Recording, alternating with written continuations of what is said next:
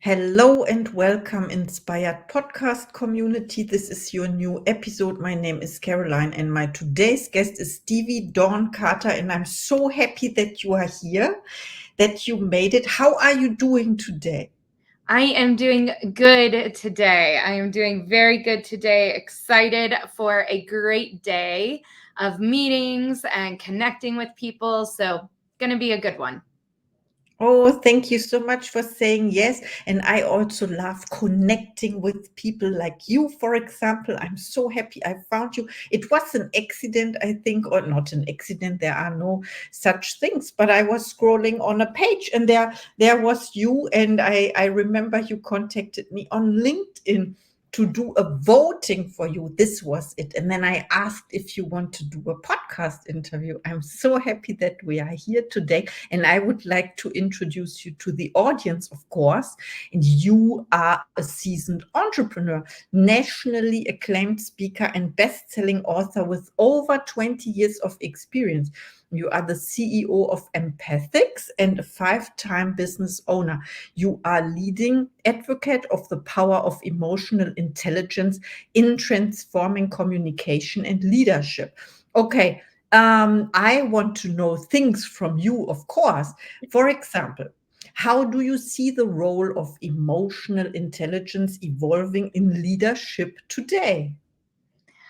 Yeah, I think that emotional intelligence has always been important as a leadership skill.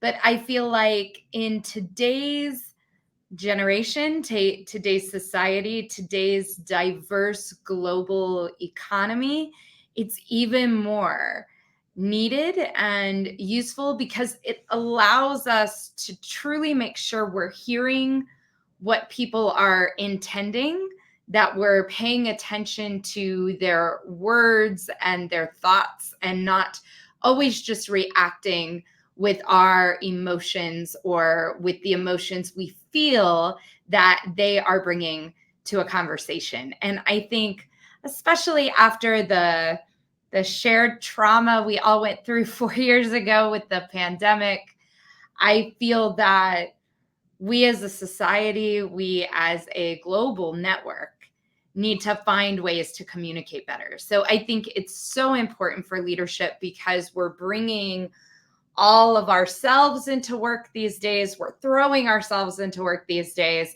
And as leaders, we need to know how to communicate with people and truly hear and listen to people on a daily basis.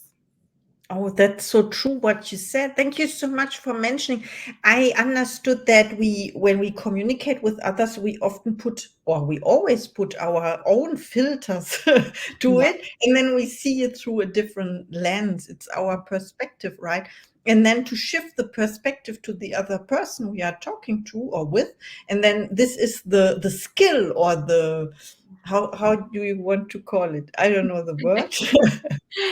Yeah, no, skill, absolutely, because it's something you have to learn to do. I don't think it's anything we have naturally. I think as people, we are naturally concerned with ourselves and not always with other people. So I think that it is a skill to be able to look at communication through their lens and not our own.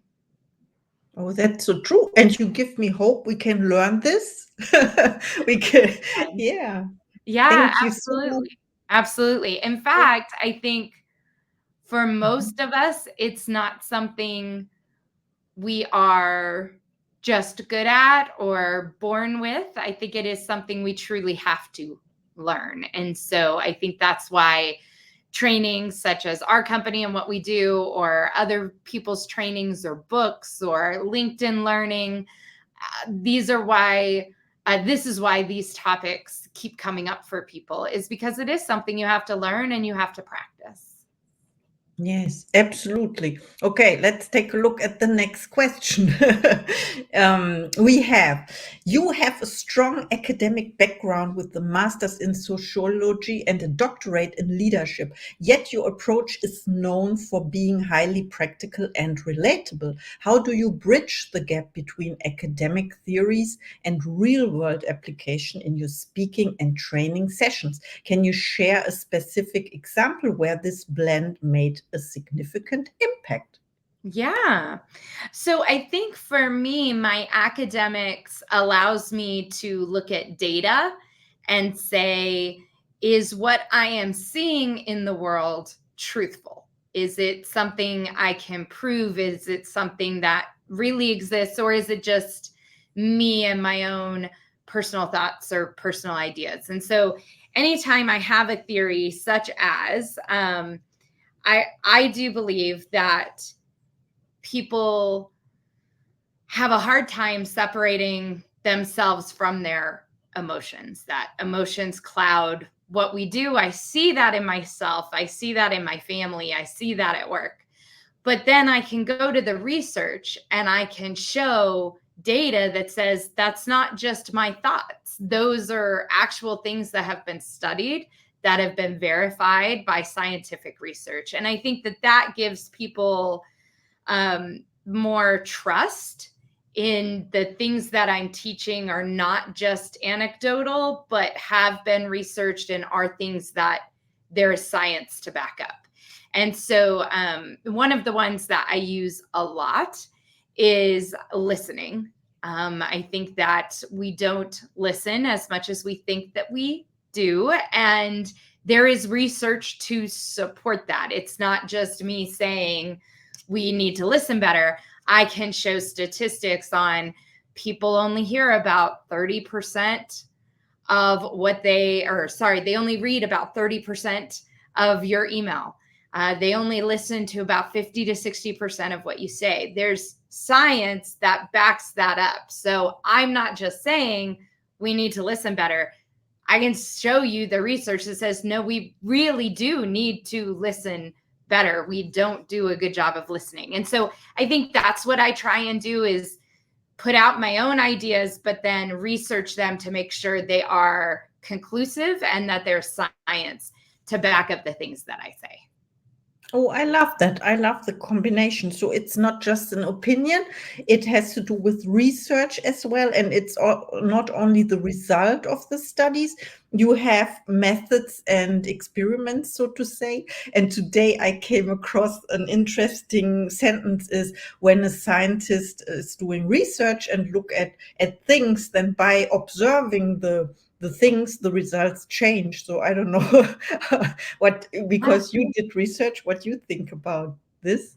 Yes, absolutely. So there's an idea that as humans, we can't separate ourselves from the things that we study. So if I am studying humans, just me being in the room with those humans changes how those humans interact, because there's different energy and different thought process. So just by researching, we are changing the research as we do it. So I think you have to try real hard to use outside research sources, and then conduct your own experiments or your own trials, but understanding that when you're involved, it will automatically change because we can't separate ourselves from other humans.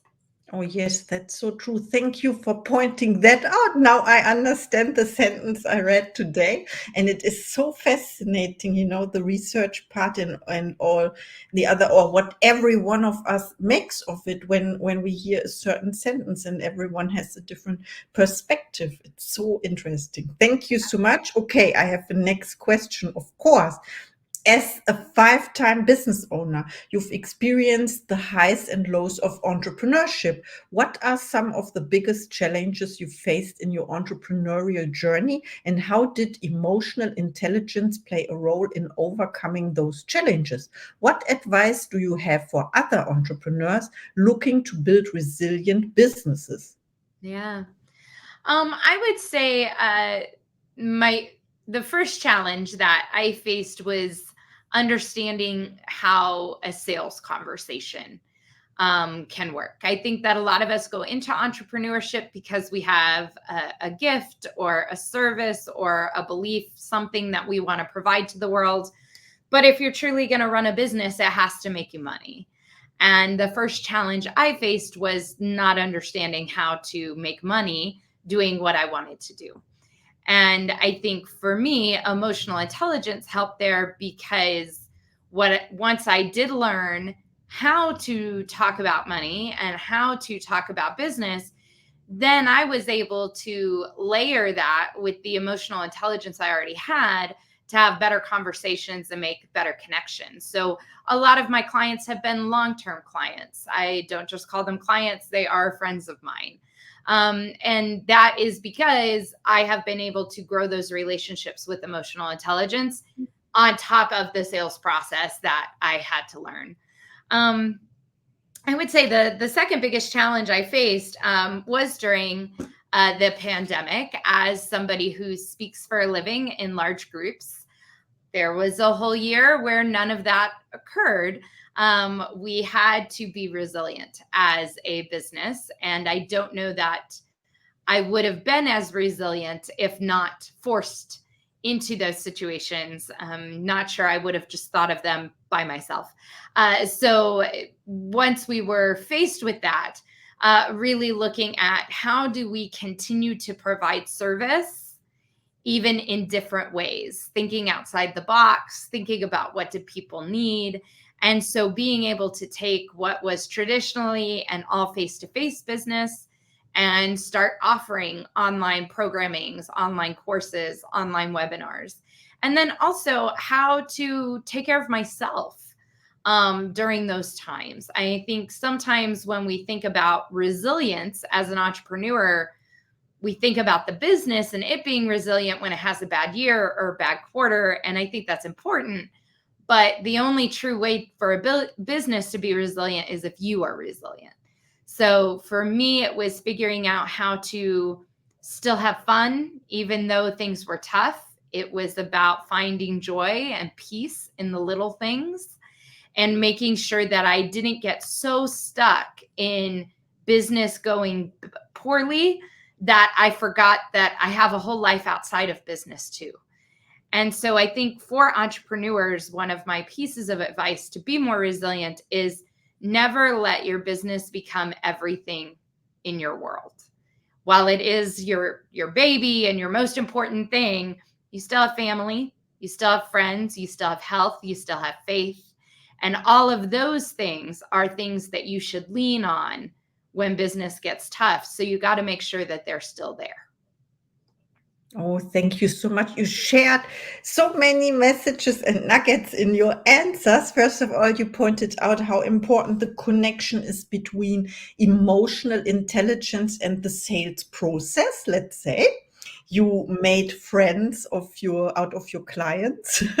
Then you talked about the pandemic and said how you transferred your business to an online business selling courses. And I love how we all invented ourselves new during the pandemic, taking the chance as an opportunity, not as failure. Or I don't know, you said at last you said that we have to detach from our business sometimes emotionally, that it is not all, that it doesn't become our whole life. When it breaks down or falls apart, then it affects our whole personality, and this is not what we want. You also talked about self-care, and you did not use the word, but I love the word self-care in that we look for ourselves not as an entrepreneur. We don't identify completely. You mentioned the family, it's important. Also, there's a family, there are people who want to connect. And also what I loved, you talked about trust in the sales process, gaining the trust of the people, and then it's easy to promote your products or services. Let's say you said you make a living out of speaking. Speaking is your passion, right? Yeah. I love that so much. I have another question for you. I'm so excited. Thank you so much again. And I have to re-listen to this episode because there are so many things to learn in it. Yes, for me, for other people, our listeners, your speaking style is known for its engaging stories and humor. How do you use storytelling and humor to connect with your audience and drive home the importance of emotional intelligence? Can you share a memorable moment from one of your speaking engagements where this approach had a profound impact on your audience? Yes. So I believe that all storytelling is what connects us as humans, because when we tell a story, people can feel that they are part of the process, part of the learning. And when people see themselves in what you're talking about, they're more likely to listen and they're more likely to learn. And so for me, I always plan my speeches based on a handful of stories, looking for stories that are examples of different things I'm trying to teach, or looking for moments where I can bring people into a story that they resonate with, that's relevant to them, something that is a shared experience.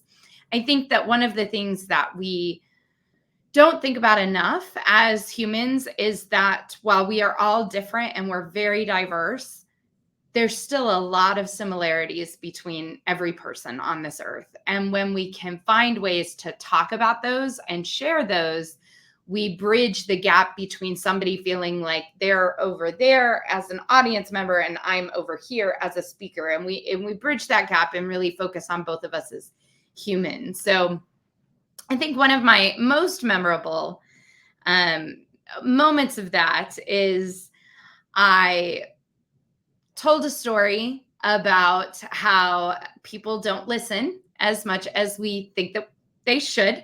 And I always use the same story to give this example. And no matter what group I use it with, I have used it internationally. I have used it with non native English speakers. I have used it with teenagers. I have used it with adults. No matter who hears the story, people understand what I am trying to achieve with the story. And I think that that's what makes it impactful, is that it's universal. And I think there have been several times where people have come up to me after the story and said, that's happened to me. I've had that situation. I knew exactly what you meant. And when you can have audience members connect with you that way, you know that you've done a really good job. So the story is a simple story of me and my husband. We had moved into a new house and we were going through a list of all the things that had changed. When you move into a new house, things just happen at different times. The trash guy comes at a different time, and the post comes at a different time, and the newspaper's dropped off in a different location, and all of these things are different. And so I remember sitting on the couch and I said, "It's trash day tomorrow." And he said, "Yep." And what I meant by that was, I think you need to go take out the trash because it's trash day tomorrow. But what he heard was just a statement of, oh, it's trash day tomorrow. No question. And I think that that happens to us a lot when we communicate. We think we're being clear, we think we're giving people the information they need, but they may not hear it with all the extra stuff that we didn't actually say. Because I never asked him to take out the trash. I just made an assumption that that's what would happen. And I think for a lot of us, that happens a lot. And so I use that story all over the place, and people always can say, I've had that situation happen to me where I said something, I thought it was clear, but then I realized that I hadn't really asked what I meant to ask, or I didn't say what I'd meant to say. And so I think stories like that are the ones that stick with people the most.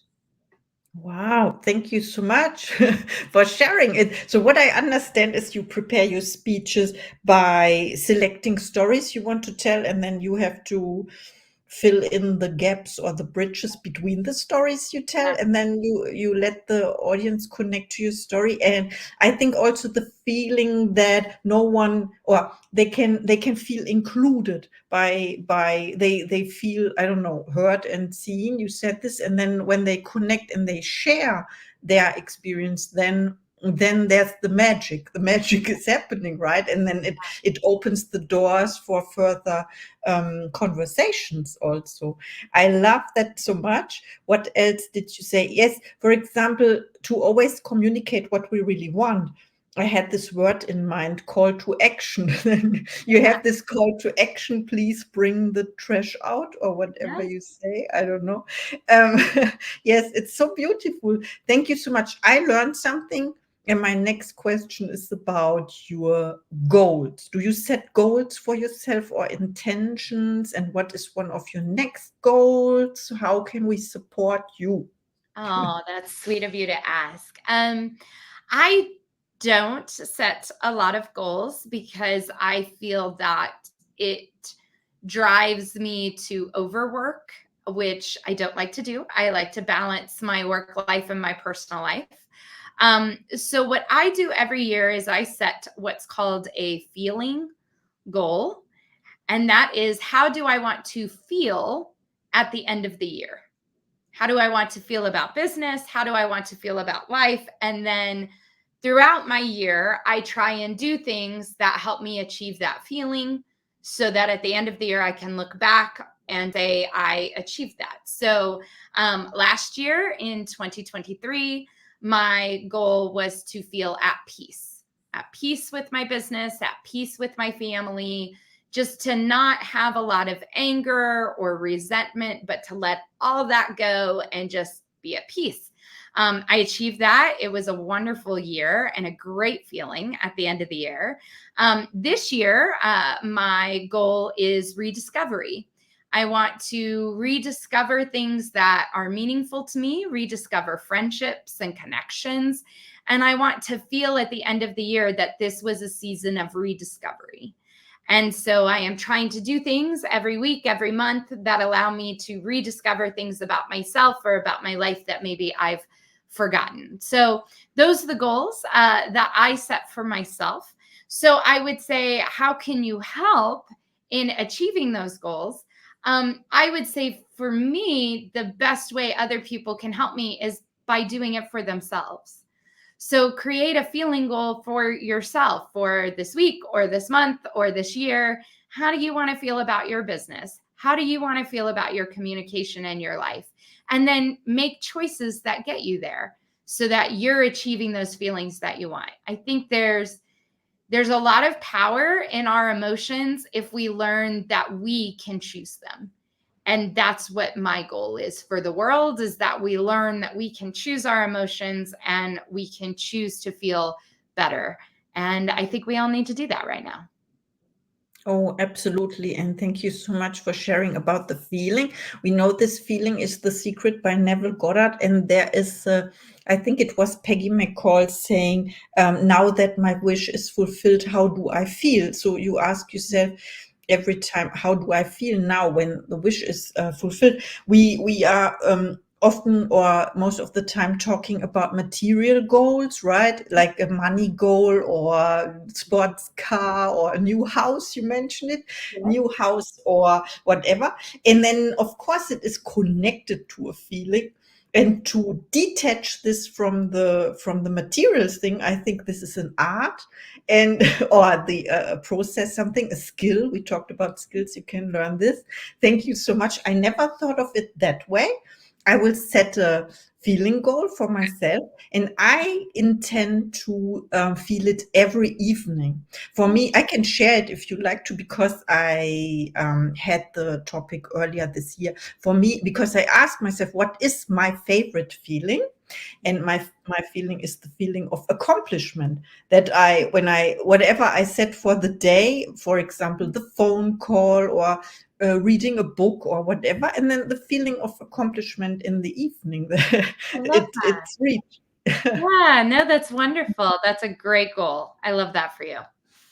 Thank you so much. And now it's time for your last thoughts to the audience, please. Well, I would say my last thoughts is, since we are talking about being inspired, I would say that my last thoughts are to always remember that you are an inspiration to someone else.